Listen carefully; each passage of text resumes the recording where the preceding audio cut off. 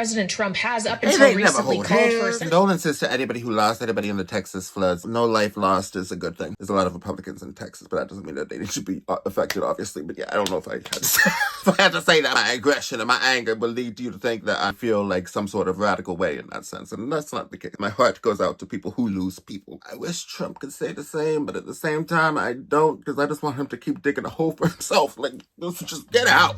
Hey, everybody. This is Dean FM, Dean Fraser Milford, here for your creature comfort. And today, I wanted to do another reaction video. Representative Gwen Moore, Trump tariffs will disrupt entire food supply chain, says Representative Gwen Moore. We did a video on her before. She's a very outspoken Democratic representative who's saying it like it is and has a channel that likes to highlight the accomplishments and successes and power of Black women. I think that we cannot ignore any of the power, especially right now. Highlight, give homage, appreciation, and admire the ones who are doing it right. I'm not a Black woman myself. As a Black gay femme, I definitely look up to Black women quite tremendously. Please make sure to like and subscribe. Well, of course, I'm very concerned. Years ago, I asked my youngest granddaughter where food came from, and she said, pick and save. So I got worried then. The whole food supply chain is going to be disrupted. Everything from farmers planting their foods to actually people who will need and rely on SNAP.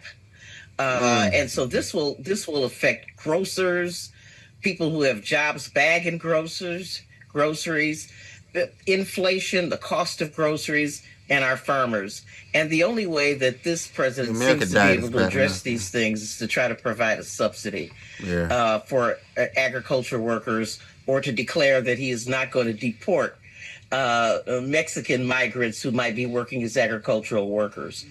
This is a real big stretch in terms of saving our economy and lowering costs. What are you going to be fighting?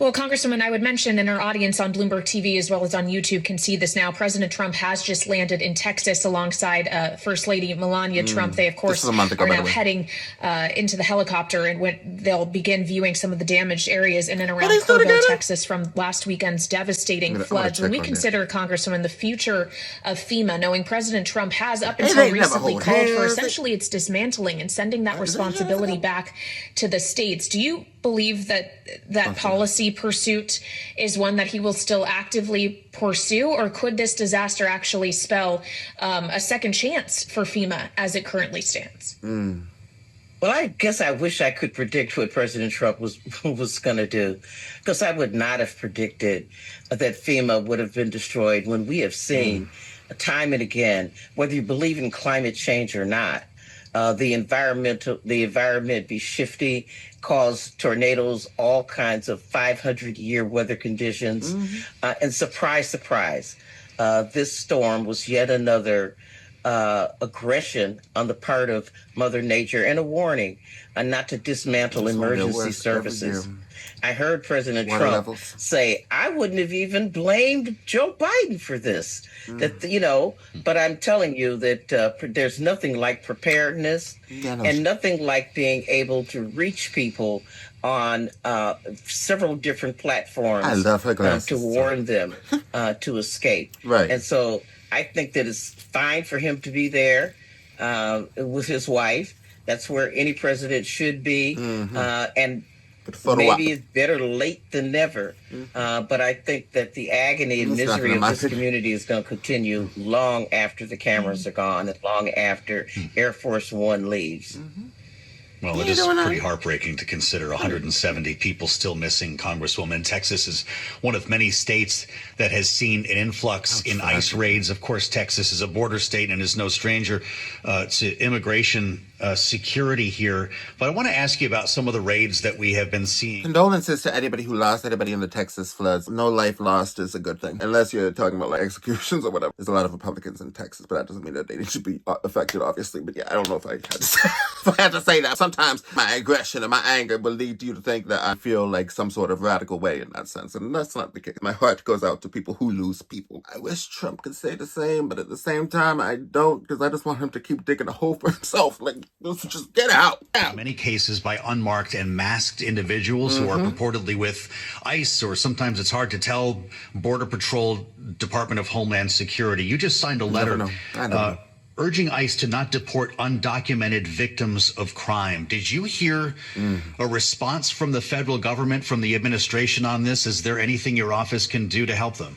It's going to be rough to get them. The response is hopefully forthcoming. There's nothing more frightening to me than think of someone throwing a bag over my head and dragging me away. This is so un-American to not announce which law enforcement agent you are, demonstrating your badge number and that you have the authority to take people into custody.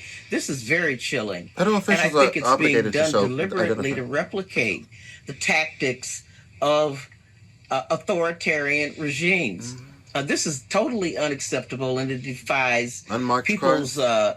I'm not an attorney, but I would think that if you need a warrant, you would at least need to disclose who you are as a law enforcement person. I say without this one, is totally too. unacceptable. Like, it's just...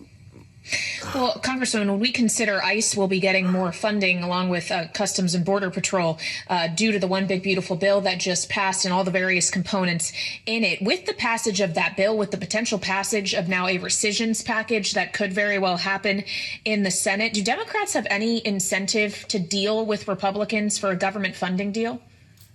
Yeah. Well, we always so. have an incentive to do our job if we're allowed to do our job.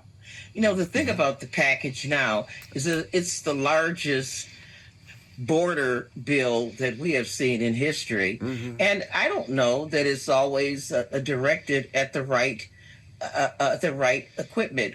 Democrats have long been for more electronic surveillance, more human beings to actually evaluate and separate the sheep from the goat, as it were, at the border. We have always erred on the side of more border security.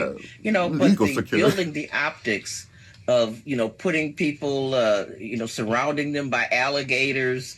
This is That's not costly. natural. It costs so much money to humans have never the optics. Like Alcatraz, for example, it costs more money than it's worth in terms of incarcerating people. I think that the overkill is not only bad for people's personal rights, but for our budget. I love Gwen more, by the way. Tells it like it is. Like, I mean, humans have never had an issue just building a damn prison. And that's my whole thing. It's like, I don't understand why conservatives contribute liberalism to lawlessness or less punishment.